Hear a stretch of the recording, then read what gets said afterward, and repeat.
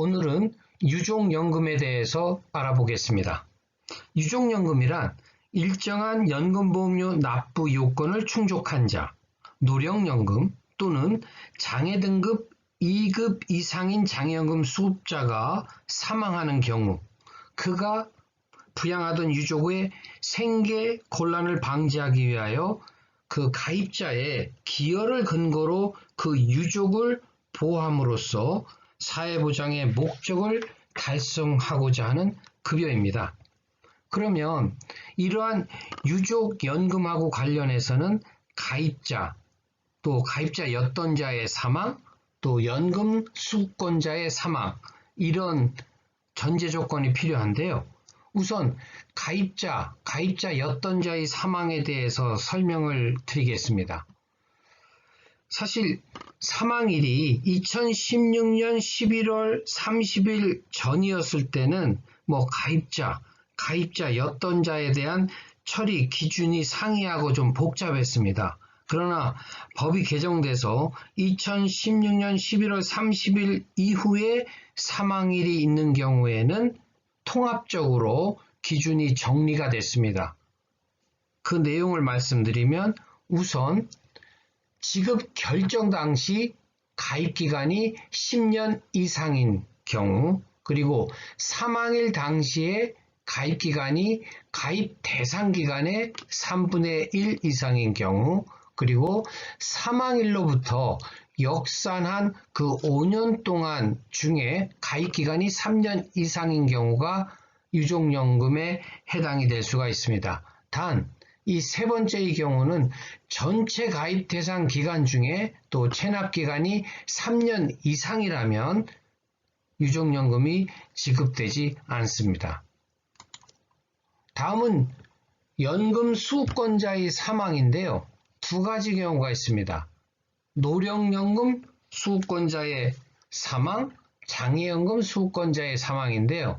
노령연금 수급권자의 경우는 어떤 노령연금, 특례노령연금이냐, 가맹노령연금이냐, 이런 노령연금의 종별은 묻지 않습니다. 노령연금 수급권자가 사망하면 그것으로 족합니다. 그런데 장애연금 수급권자가 사망한 경우는 2급 이상인 경우만 유족연금이 발생하게 됩니다. 다음은 그럼 어떤 분들이 유족연금을 받을 수 있는 수급권자가 되고 그 수급권자가 되는 분들 중에 어떤 순서로 받느냐 하는 걸 살펴보면요.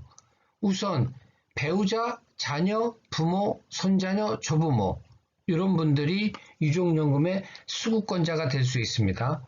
우선 배우자라 하면은 신분 요건, 그러니까 법률상 배우자는 당연하고 사실혼까지 포함합니다. 그런 신분 요건을 충족하면서 가입자 또는 가입자였던 자에 의해서 생계를 유지하고 있었다라는 것이 충족돼야 되고요.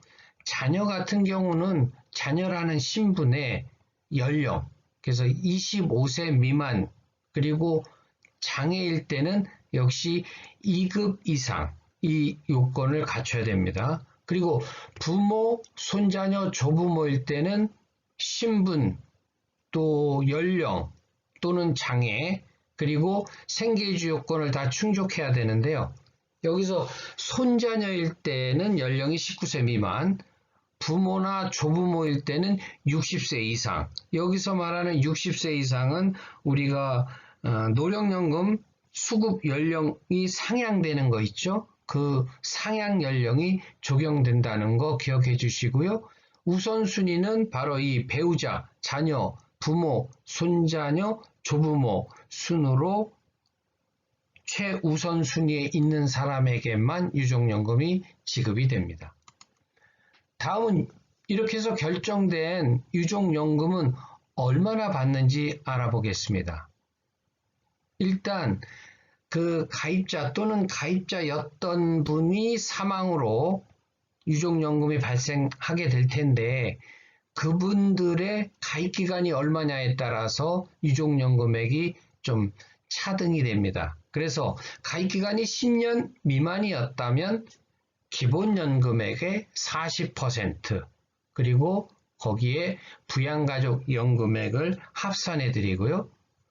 그 사망하신 분의 가입기간이 10년 이상 20년 미만이다. 그러면 기본연금액의 50% 플러스 부양가족연금액, 그리고 20년 이상이다. 그러면은 기본연금액의 60% 플러스 부양가족연금액을 드리고 있습니다.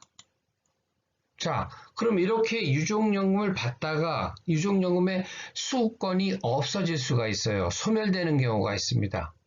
어떤 경우냐면 당연히 받고 계시던 분이 돌아가신다. 그러면 이제 받을 분이 없으니까 유족연금 수급권 소멸되는 건 너무 당연하고요. 유족연금 수급권자 중에 배우자인 분이 재혼한다. 그러면 수급권이 소멸됩니다. 그리고 자녀나 손자녀인 수급권자가 입양했다가 파양된 경우 소멸되고요.